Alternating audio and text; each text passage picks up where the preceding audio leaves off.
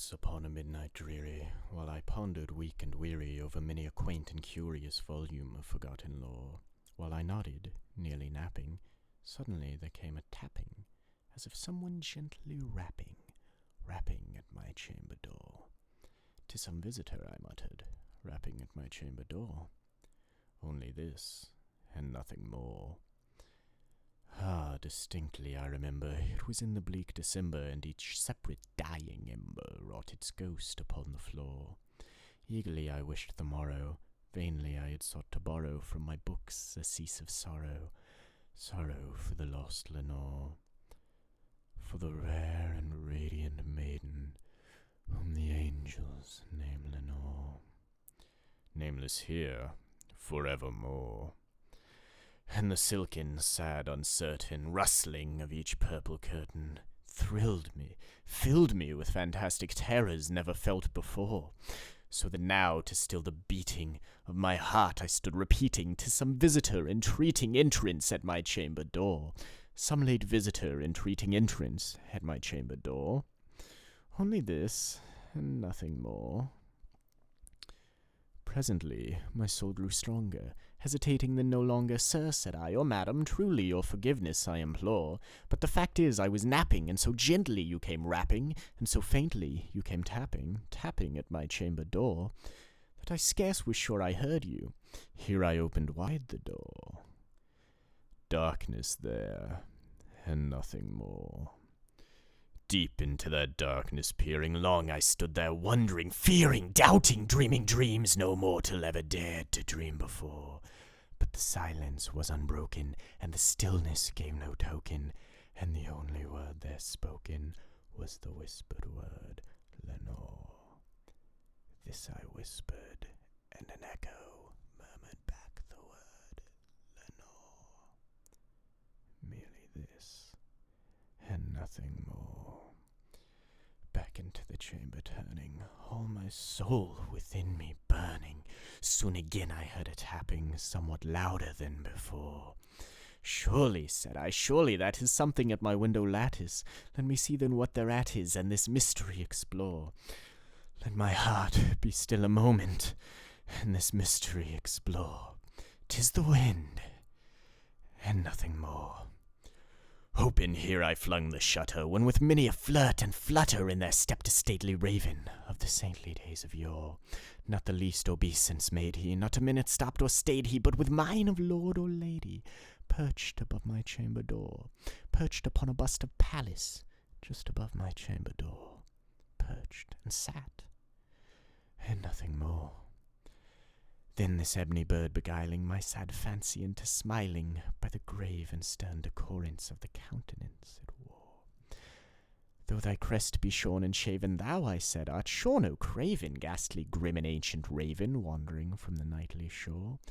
Tell me what thy lordly name is on the night's Plutonian shore." Quoth the raven, "Nevermore." Much I marvelled this ungainly fowl to hear discourse so plainly, though its answer little meaning, little relevancy bore. For we cannot help agreeing that no living human being ever yet was blessed with seeing bird above his chamber door, bird or beast upon the sculpted bust above his chamber door, with such name as Nevermore. But the raven sitting lonely on the placid bust spoke only this one word, as if his soul in this one word he did outpour. Nothing farther than he uttered, not a feather than he fluttered, till I scarcely more than muttered, "Other friends have flown before. On the morrow he will leave me, as my hopes have flown before." Then the bird said, "Nevermore."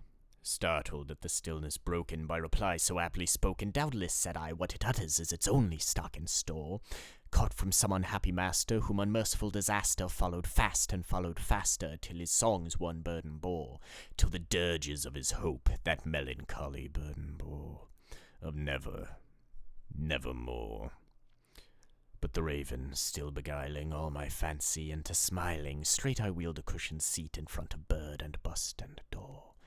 Then upon the velvet sinking, I betook myself to linking fancy unto fancy, thinking what this ominous bird of yore what this grim, ungainly, ghastly, gaunt, and ominous bird of yore meant in croaking, "Nevermore."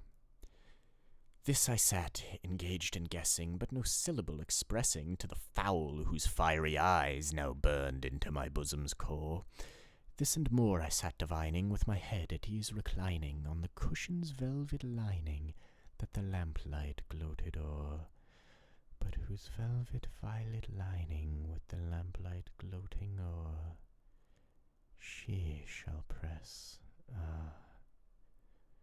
nevermore. Then, methought, the air grew denser, perfumed from an unseen censer, swung by seraphim whose footfalls tinkled on the tufted floor. "Wretch," I cried, "thy God hath lent thee, by these angels he hath sent thee, respite, respite, and nepenthe from thy memories of Lenore. Quaff, oh, quaff this kind nepenthe, and forget this lost Lenore."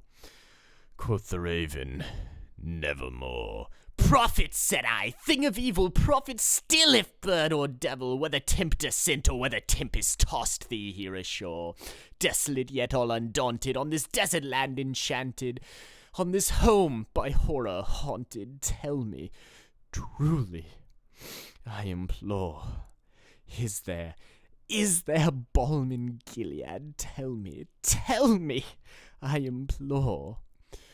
Quoth the raven, "Nevermore." "Prophet," said I, "thing of evil, prophet still, if bird or devil, by that heaven that bends above us, by that God we both adore, tell this soul with sorrow laden if within the distant Aidenn it shall clasp a sainted maiden whom the angels name Lenore. Clasp a rare and radiant maiden whom the angels name Lenore." Quoth the raven, "Nevermore." "Be that word a sign of parting, bird or fiend?" I shrieked up, starting. "Get thee back into the tempest and the night's Plutonian shore. Leave no black plume as a token of the lie thy soul hath spoken. Leave my loneliness unbroken. Quit the bust above my door. Take thy beak from out my heart, and take thy form from off my door." Quoth the raven, "Nevermore."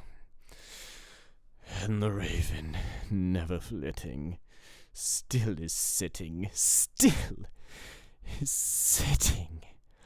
on the pallid bust of Pallas, just above my chamber door, and his eyes have all the seemings of a demon's that is dreaming, and the lamplight o'er him streaming throws his shadow on the floor, and my soul from out that shadow that lies floating on the floor shall be lifted nevermore.